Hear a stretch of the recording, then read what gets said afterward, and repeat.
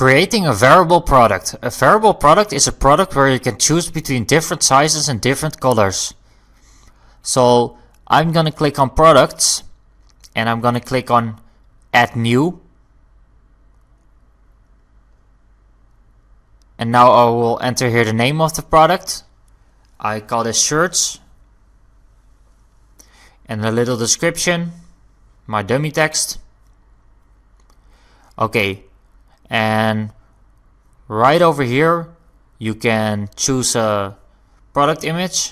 So I'm gonna choose this black shirt, and I am going, you can add additional images too, but in this case we don't need them. And I'm gonna select a variable product, and I'm gonna enable stock management. I'm gonna set 250, and the shipping, your length and width and height, you must fill that in. And the attributes, we're gonna add attributes right now. So I'm gonna click on add, and I'm gonna call this sizes. And I'm gonna select use for variations by bot, and I'm gonna call this colors. And first the sizes.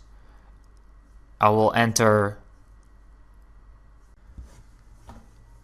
here S, and then the sign above the enter key, and then I will enter black and white for the colors, and I will hit save.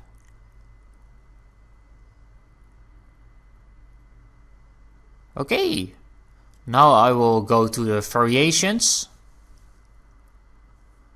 And I will add variations, create variations from all attributes. We're gonna import them. Okay, you've successfully imported your products. So I'm gonna select the default size.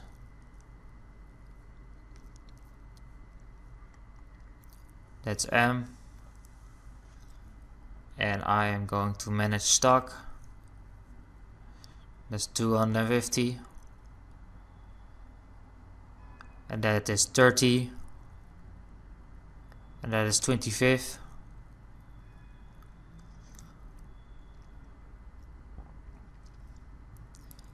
And here the length and the width and the height again, and a little description if you want to add a description to your product.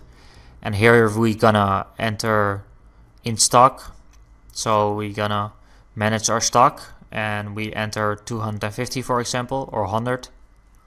And the variation price will be 30, and the sale price will be 25. So I will select this shirt, and I will scroll down,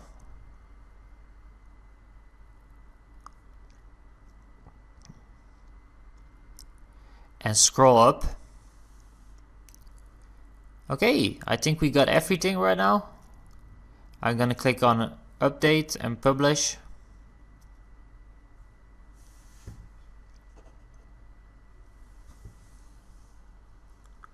And I'm gonna update the product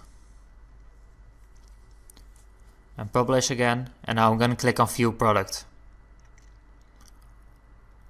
Okay, that's great. We have here the sizes. So when I select S, I have a black shirt and I have a white shirt.